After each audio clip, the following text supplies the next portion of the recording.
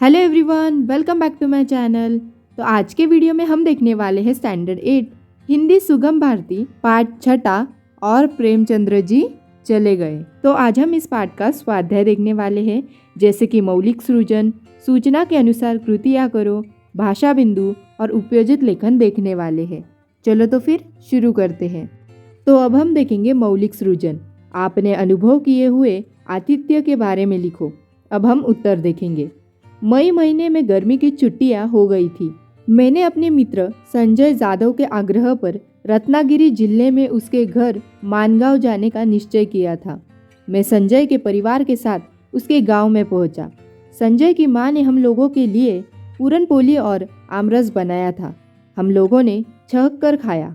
दोपहर को हम संजय के आम के बगीचे में ठहरने गए। संजय ने हमें पेड़ के पके आम तोड़कर खाने के लिए दिए।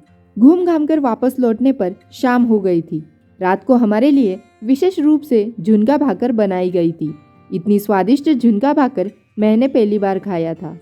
अगले दिन संजय मुझे अपने दोस्तों के घर ले गया। सबसे मिलकर बहुत मजा आया। वापस आते समय संजय के परिवार वालों ने एक ठोकरा हापुस आम मेरे साथ बस में लाद दिए। यह आतिथ्य मुझे आज भी याद है। अब हम देखेंगे सूचना के अनुसार कृतियाँ करो। पहला प्रश्न है प्रवाह तालिका पूर्ण करो। प्रेमचंद्र जी की विशेषताएं। प्रसिद्ध साहित्यकार, सरल और साम्य, जीवन की सुविधाएं के उपकारों में रुचि नहीं, आकाशव्यापी अहटास। अब हम देखेंगे दूसरा प्रश्न, कारण लिखो। पहला है प्रेमचंद्र जी प्रयाग आए थे। उत्तर क्या है? हिंदुस्तानी एकेडमी के वार्षिक अधिवेशन भाग लेने के लिए प्रेमचंद्र जी प्रयाग आए थे। दूसरा है लेखक कविताओं की प्रेस कॉपी बना रहे थे। उत्तर है लेखक को अपनी कविताओं का संग्रह प्रकाशित करना था, इसलिए वे कविताओं की प्रेस कॉपी बना रहे थे। अब हम देखेंगे तीसरा प्रश्न, प्रेमचंद्र जी ने लेखक की पत्नी द्वारा परोसी खीर खाई थी। उत्तर, प्रेमचंद्र जी ने सोचा कि खीर छोड़ देने से कहीं लेखक की पत्नी का दिल उनकी ओर से फट न जाए, इसलिए उन्होंने लेखक की पत्नी द्वारा परोसी खीर खाई थी। अब हम देखेंगे तीसरा प्रश्न, एक वाक्य में उत्तर लिखो। पहला है सुबह उठकर लेखक ने क्या देखा? उत्तर आएगा सुबह उठकर लेखक ने देखा कि प्रेमचंद्र अपना सामान लेकर चले गए हैं। दूसरा है लेखक का काव्य संग्रह किस नाम से प्रकाशित हुआ? उत्तर, लेखक का काव्य संग्रह रूप राशि के नाम से प्रकाशित हुआ। अब हम देखेंगे भाषा बिंदु। पाठ में किन्हीं 10 वाक्यों के उद्देश्य और विधेय अलग करके लिखो। तो पहला है उन्होंने जोर से ठहाका लगाया। उद्देश्य है उन्होंने और विधेय है जोर से ठहाका लगाया। दूसरा है मेरी जिंदगी तो सपाट मैदान है। उद्देश्य है मेरी और विधेय है जिंदगी तो सपाट मैदान है। तीसरा है प्रेमचंद्र जी मेरे घर रहे। उद्देश्य है प्रेमचंद्र जी और विधेय है मेरे घर रहे। पिताजी ने मेरा नाम धनपत राय रखा। उद्देश्य है पिताजी ने और विधेय है मेरा नाम धनपत राय रखा। मेरी पत्नी ने उनके लिए खीर तैयार की। उद्देश्य है मेरी पत्नी ने, विधेय है उनके लिए खीर तैयार की। अब हम देखेंगे छठा, मैं उनके साथ चाय पीता हूँ। उद्देश्य है मैं, विधेय है उनके साथ चाय पीता हूँ। मैं अपनी कविताओं का क्रम व्यवस्थित कर रहा था। उद्देश्य है मैं, विधेय है अपनी कविताओं का क्रम व्यवस्थित कर रहा था। उन्होंने मेरा काव्य संग्रह अपने बैग में रख लिया। उद्देश्य है उन्होंने, विधेय है मेरा काव्य संग्रह अपने बैग में रख लिया। मैं दिन भर गायब रहा। उद्देश्य है मैं, विधेय है दिन भर गायब रहा। वे मेरे साथ पैदल चल दिए। उद्देश्य है वे, विधेय है मेरे साथ पैदल चल दिए। अब हम देखेंगे उपयोजित लेखन। मुद्दों के आधार पर कहानी लिखो। तो अब हम मुद्दे देखेंगे।